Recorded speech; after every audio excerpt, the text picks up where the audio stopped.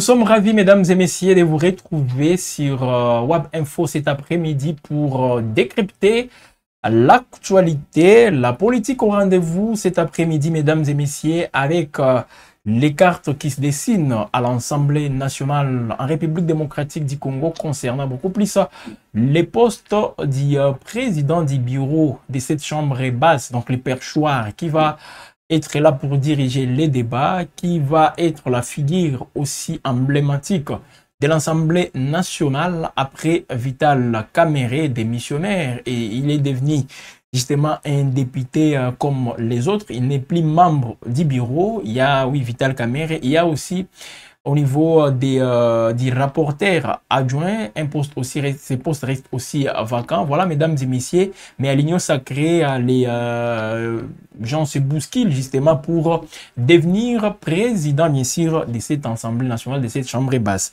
Alors, qui va succéder à Vital Kamerhe? Voilà, ils sont nombreux déjà à se pointer ou disons à montrer leur volonté pour occuper ces postes. Et en tout cas, dans l'Union sacrée, on comprend que c'est une bataille, mesdames et messieurs, qui s'annonce aussi ride. Aimé Boji, voilà, qui est aussi plébiscité par certaines figures au sein de l'Union sacrée de la nation. On a aussi d'autres de l'Union sacrée, Christophe Mbosso, qui veut devenir encore président de cette chambre basse du Parlement, lui qui est actuellement deuxième vice-président. Donc il n'était pas concerné par la motion mise en place dans la pétition initiée par les députés de cette même union sacrée. Christophe Mbosso épargné, il veut encore devenir président de l'Assemblée nationale. On va vous proposer sous pays les différentes déclarations et surtout l'union sacrée, donc les secrétariats permanents de cette plateforme politique qui semble aussi s'inviter dans la marche en appelant ou en invitant tous ces candidats, tous ces volontaires à se présenter tout d'abord au niveau de l'Union sacrée avant d'envisager une quelconque candidature à déposer au bureau de l'Assemblée nationale. Parce que jusqu'à là, mesdames et messieurs, il faut le préciser, le calendrier n'est même pas encore aussi donné pour aussi qu'il soit adopté par les mêmes députés. On ne sait pas quand est-ce que les remplaçants ou disons les successeurs de Vital Kamerhe sera connu. Et pourtant, mesdames et messieurs, il y a eu aussi des agitations, même au sein de l'IDPS. L'IDPS qui manifestait aussi sa volonté de prendre justement le contrôle de l'Assemblée nationale de manière définitive. Parce que la personne qui dirige aujourd'hui l'Assemblée nationale, il est fait à l'intérim. Il s'agit bien évidemment du professeur Isaac Jean-Claude Chilumbaï, de l'IDPS. Alors, il voulait aussi être là, ou même l'IDPS voulait qu'elle reste aussi, qu'elle garde le contrôle de cette Assemblée nationale en occupant les postes du président de la Chambre basse. Alors, c'est vrai, l'équilibre ou même la répartition pour ne pas aussi blesser les uns les autres au sein de l'Union sacrée, pour ce qu'on appelle la solidarité dans le groupe.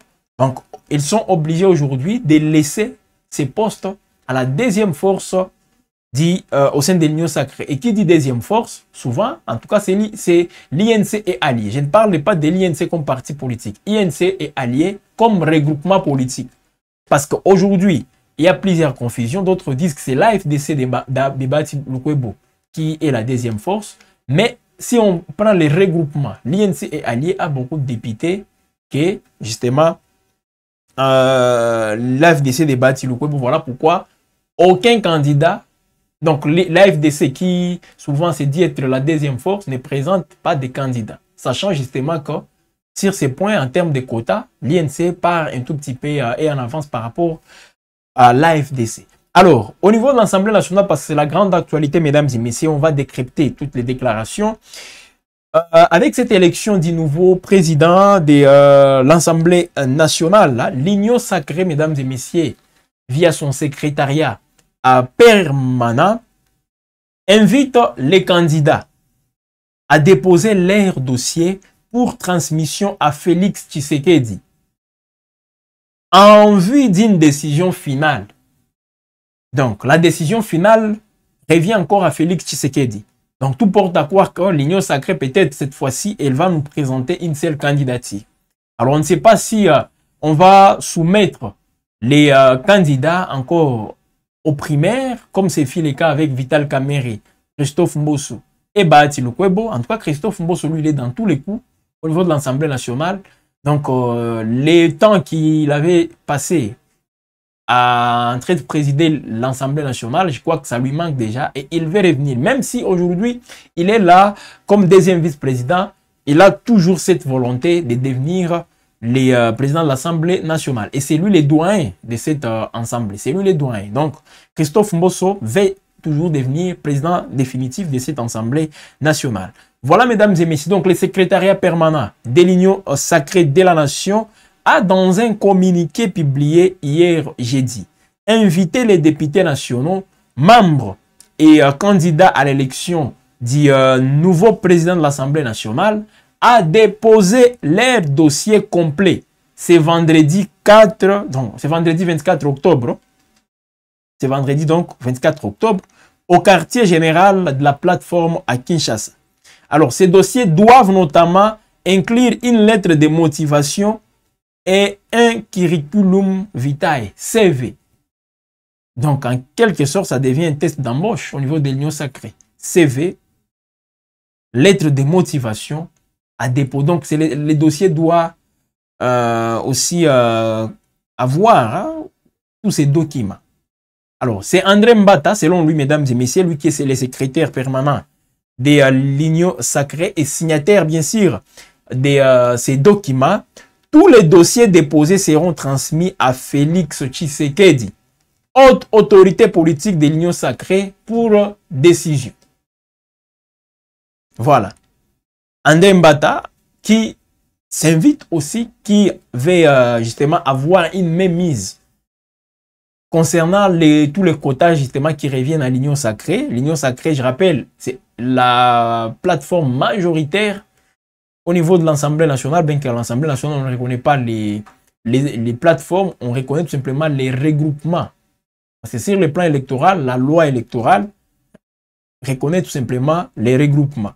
Donc, après la décision de Félix Tshisekedi, selon André Mbata, sur les candidats retenus, l'Union sacrée transmettra son nom et son dossier au bureau de l'Assemblée nationale en vue de la course à la succession de Vital Kamerhe au perchoir. Voilà la différence. Quand c'était Vital Kamerhe, rappelez-vous, mesdames et messieurs, on avait mis en place les, comment dire, les primaires. On avait laissé les candidats, on les avait soumis justement aux primaires. Mais cette fois-ci, c'est Tshisekedi lui-même qui va décider. Selon André Mbata, secrétaire général, il est aussi député, secrétaire permanent plutôt de l'Union sacrée. Alors, pendant ce temps, l'ancien ministre de l'Industrie, Aimé Boji Sangara, lui qui a récemment démissionné du gouvernement plutôt pour réintégrer la chambre basse du Parlement, selon certaines informations, c'est lui qui serait bien sûr le choix de la famille politique de Félix Tshisekedi à ses postes d'envergure. Voilà. Et après avoir démissionné au niveau de l'Assemblée du gouvernement, mardi, après la reprise voilà, de son siège à l'issue d'une plénière, mesdames et messieurs, un groupe de députés nationaux s'est opposé à l'idée d'imposer à la plénière un président. On va y arriver. Mais avant tout, je voulais suivre Aimé Boji qui revenait justement d'une audience avec le secrétaire permanent de l'Union sacrée André Mbata hier. Il s'est quand même prononcé pour la première fois depuis sa démission au niveau de l'Assemblée, au niveau du gouvernement. Aimé Boji Sangara, ancien ministre de l'Industrie, s'est prononcé. Et pour lui, il explique ses motivations et il revient aussi sur... donc il donne ici les atouts. Il dispose justement pour présider l'Assemblée nationale en République démocratique du Congo. Suivez Aimé Boji, mesdames et messieurs, dans cet extrait choisi pour vous. Je suis donc venu ici pour déposer le dossier de ma candidature au poste de président de l'Assemblée nationale. Et donc, le dossier se trouve entre les mains du secrétaire permanent et la suite de la procédure sera faite telle que décrite dans notre charte. Et dans quelques jours, nous espérons que celui qui a été sélectionné sera connu et va aller compétir pour ce poste important dans cette importante institution de la République. Ben, ce n'est pas les lieux pour étaler mon programme d'action, mais soyez rassurés que je vais m'inscrire dans la droite ligne des orientations de l'autorité suprême, son Excellence Félix-Antoine Tshisekedi Tshilombo. Mais j'ai aussi pris le temps, étant moi-même parlementaire, j'ai siégé dans cette maison pendant plus de 13 ans. J'apporte aussi une expérience de l'exécutif, j'étais membre du gouvernement, et donc ces deux expériences me mettent dans de très bonnes dispositions pour bien diriger cette maison. Je ne vais pas commencer à détailler ici les améliorations que moi je compte apporter. Je pense que vous pourriez attendre la présentation de mon discours-programme, mais soyez rassurés, comme je l'ai toujours fait partout où je suis passé, que je vais travailler avec assiduité et dans un esprit patriotique pour donner le meilleur de moi-même à l'avantage de notre Chambre et de... Mesdames et messieurs, on a l'impression, avec tout ce que nous voyons aujourd'hui, parce que comment expliquer? André Mbata a fait le communiqué hier pour inviter les candidats, les ambitieux, à déposer leur dossier ce vendredi, mais tout d'un coup, c'est Aimé Boji, lui, qui l'a fait. Hier même, et pourtant on les a invités à le faire dès aujourd'hui, donc c'est vendredi. Mais hier, Aimé Boji l'a fait. Et Christophe Mbosso même. Alors, ça crée déjà une confusion. C'est comme si tout était préparé depuis bien avant. Parce qu'avec, après la démission, donc, bien avant même la démission d'Aimé Boji, l'Assemblée nationale avec les bureaux ou le président intérimaire, il avait déjà convoqué la plénière pour, parmi les points inscrits à l'ordre du jour, on avait retenu la validation des mandats. Et là, c'était bien sûr Aimé Boji qui était concerné par cette validation. Donc, on est en train de préparer tout. Donc, même tout ce qui s'est passé avec Vital Kamerhe, c'est comme si c'était boutiqué bien avant. Si on essaie un peu d'analyser, de décrypter, mesdames et messieurs, tout ce qui se passe au sein de l'Union sacrée. Alors, de son côté, Christophe Mbosso déclare ceci. Après une rencontre avec les membres de sa famille politique, donc pas l'Union sacrée, mais sa famille politique, son parti politique, je suis convaincu que cette chambre basse de notre pays nécessite une personne digne, intègre et serviable pour la diriger. C'est pourquoi je me porte candidat à ces postes avec l'objectif de servir mon pays. Voilà Christophe Mbosso, ses déclarations. Je suis prêt à mettre mon expérience et mes compétences au service de l'Assemblée nationale pour œuvrer au développement de notre pays. Voilà, Christophe Mbosso, deuxième vice-président de l'Assemblée nationale et encore candidat au poste du président de cette chambre basse du Parlement. Et après cette déclaration, il s'est entretenu aussi, il a été reçu par le secrétaire permanent de l'Union sacrée, André Mbata. Suivez, mesdames et messieurs, Christophe Mbosso dans cet extrait. Le secrétariat permanent de l'Union sacrée nous encadre, nous ressource aussi en information politique sur le plan national et sur le plan international. Nous avons aussi par moment à venir à acquérir l'avis du secrétariat permanent sur certaines déclarations que nous devons faire. Parce que tout doit se faire dans la discipline et dans l'ordre de l'Union sacrée. S'agissant de la candidature, oui, j'en ai parlé au secrétaire permanent, que parmi les personnes qui pourront être candidats, présenter mes intentions au secrétaire permanent, quitte à lui amener les dossiers. Je suis venu l'informer. Je dois apporter les dossiers pour que le moment venu, l'Union sacrée qui se penchera sur les critères, l'examen de toutes ces candidatures puisse quand même avoir un document qui prouve que j'étais candidat. Je suis venu aussi pour tout, pour des informations politiques, pour la marche de notre famille politique et aussi pour mon ambition d'être président de l'Assemblée nationale. Vous me voyez debout, je marche comme tout le monde. Je suis en pleine force mentale, physique. Il s'est entretenu avec les membres de son parti. C'est comme s'il est déjà prêt et il est en train de mettre tout ce qu'il faut pour ne pas encore rater les postes là, où disons les perchoirs de l'Assemblée nationale. Suivez encore Christophe Mbosso, mesdames et messieurs, parlant de ses motivations, voilà, pour devenir président de l'Assemblée nationale. Tout ça, il parle de son expérience, et il parle aussi des atouts pour un président de l'Assemblée nationale, ce qu'il doit régorger comme qualité. Et Christophe Mbosso estime, vu son expérience, qu'il a toutes ces qualités.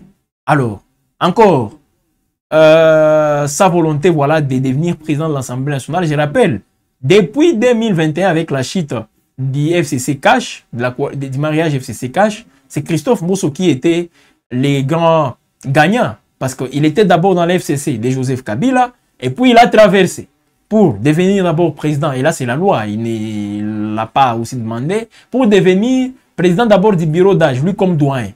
Et après, bon, c'est comme si le président de la République avait, lui faisait en tout cas confiance, et on l'avait reconduit à ces postes-là. Et tout au long du mandat de 2021-22, jusqu'en donc 21, tout 2021, 22, 23, c'était Christophe Mbosso, président de l'Assemblée nationale. Et c'est après donc les élections de 2023 que Vital Kamerhe est revenu, ou est devenu président de l'Assemblée nationale. On peut penser pour la deuxième fois après 2009, après 2006, 2007, 2008, 2009. Et Christophe Mbosso, deuxième vice-président. Mais il veut revenir à ces postes-là. Lui, comme doyen, c'est lui le plus âgé de tous les députés. Christophe Mbosso, je crois la réalisation elle est prête. Voilà, on peut donc suivre Christophe Mbosso après sa réunion avec les membres de sa famille politique ou de son parti politique. Quelle géopolitique? Nous sommes au Congo, nous avons 26 provinces. Le chef de l'État choisit un Congolais à qui il veut confier des responsabilités. Non, moi je ne prends la place de personne. Je ne veux pas non plus qu'à cause de moi qu'on révoque quelqu'un non plus. Non. Chaque personne a droit au travail, dans les mesures où vous répondez aux responsabilités que le chef de l'État vous a confiées. Il n'y a pas de raison qu'on puisse vous faire partir puisque vous êtes du même jeu politique qu'avec moi. C'est trop tôt, mais je suis parmi les candidats. Je leur demande de me faire confiance. Alors, cette histoire, mesdames et messieurs, au niveau de l'Union sacrée, cette situation ne favorise pas aussi non seulement la quiétude, mais la sérénité au sein de cette famille politique, cette coalition du président Félix Tshisekedi. Pourquoi? Il y a déjà des remous, ça et là. Parce que d'abord, l'INC, il y a un autre membre de l'INC, une figure aussi des proux, je peux dire même un cadre de l'INC, en la personne de Baudouin Mayo Mambeke, ancien ministre du budget. Et aujourd'hui, il veut aussi devenir président de l'Assemblée nationale. L'INC ne s'est jamais prononcé par rapport à la candidature de Aimé Boji, ni celle annoncée de Baudouin Mayo. Mais on sait tous, Baudouin Mayo, lui, il est toujours proche de Vital Kamerhe. Il est toujours dans les partis, contrairement à Aimé Boji. Voilà pourquoi. Donc, il y a Aimé Boji qui est soutenu par la famille politique, ou disons, qui serait plutôt soutenu par le président Félix Tshisekedi. Et de l'autre côté, on a, comment il s'appelle? On a de l'autre côté, Baudouin Mayo, lui qui, en tout cas, bénéficierait justement du soutien de l'INC, de certains cadres justement de l'INC, c'est là qui sont proches de Vital Kamerhe. Alors, ça crée déjà des remous au sein de l'Union sacrée, surtout avec, mesdames et messieurs, cette déclaration d'un député élu de Walikale, Willy Michiki, lui qui estime que cette situation risque de créer une implosion au sein de l'Union sacrée. L'Union sacrée risque d'exploser. Pourquoi il est dit? Parce qu'il pense qu'on est en train de vouloir imposer aux députés les présidents ou disons tous ces postes au niveau du bureau de l'Assemblée nationale. On est en train de vouloir imposer ça aux députés. Il s'est même posé cette question. Donc, au sein de l'Union sacrée, au sein des députés qui sont en train de siéger, il n'y a pas quelqu'un qui est capable, qui est en mesure de diriger l'Assemblée nationale comme président ou speaker de la Chambre basse. C'est ça la question qu'il s'est posée. Pour aller piocher quelqu'un ici du gouvernement, quelqu'un qui démissionne du gouvernement pour devenir président de l'Assemblée nationale. Voilà des questions que Willy Michiki s'était posées au niveau, sur les antennes, bien sûr, des Télé 50 à Kinshasa, Willy Michiki revient, mesdames et messieurs, sur tout ce qui se passe au niveau de l'Assemblée nationale. Et il estime qu'aussi, une fois on impose aux députés, l'union sacrée risque d'imploser, risque aussi de s'éclater. Voilà donc, avec tout ça, on impose aux députés, selon eux-mêmes, ces mêmes députés qui se disaient aussi faire partir Vital Kamerhe parce qu'eux-mêmes les voulaient, sans pour autant avoir les dictats des uns et des autres. Mais ces mêmes députés reviennent en disant qu'ils sont entrés, donc on ne les considère pas. C'est là qu'ils sont entrés de siéger à l'Assemblée nationale. Et puis on va au niveau du gouvernement pour piocher un ministre. C'est ce qu'a dit Willy Michiki, voilà, député national, élu de Walikale. Suivez-les. Justement, ça serait même une humiliation à l'Union sacrée de laisser 500 députés nationaux, de prendre quelqu'un qui est au gouvernement, qu'il démissionne pour... Je vous dis, il ne faut pas pousser les députés à la révolte. Nous avons signé l'acte de loyauté et de fidélité à la vision du chef de l'État, mais ce n'est pas ça que nous devons être considérés comme des moutons de paniche qu'on amènerait à l'abattoir. Ça serait une humiliation de prendre quelqu'un du gouvernement pour l'amener là et le faire de lui candidat. Je vous dis que si on fait ça, ce sera la fin de l'Union sacrée. Vous me donnez... Ça chauffe dans l'Union sacrée. La famille politique du président Félix Tshisekedi. Notre groupe de parlementaires revient aussi sur la candidature annoncée de Christophe Mbosso. Dans un contexte marqué par une possible vacance du poste de deuxième vice-président de l'Assemblée nationale, en cas de candidature de Christophe Mbosso à la présidence, le réseau des jeunes parlementaires a déclaré hier jeudi 23 octobre 2025 son intention de proposer une candidature commune originaire de l'espace Léopoldville pour occuper ces postes. On aura tout attendu dans ces pays. L'espace Léopoldville. Là donc, c'est l'espace Kinshasa.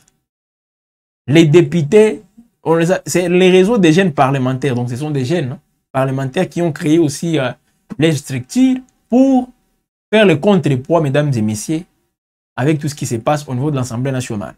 Suivez, mesdames et messieurs, leur déclaration, ici par un député. Voilà, ils sont nombreux. Derrière lui, un groupe de jeunes parlementaires. Ils manifestent aussi leur volonté. Si Mbosso postule à la présidence, ils estiment qu'il y aura vacance au poste du deuxième vice-président. Et ils veulent justement aussi briguer ces postes-là. Suivez-les, mesdames et messieurs, dans cette déclaration.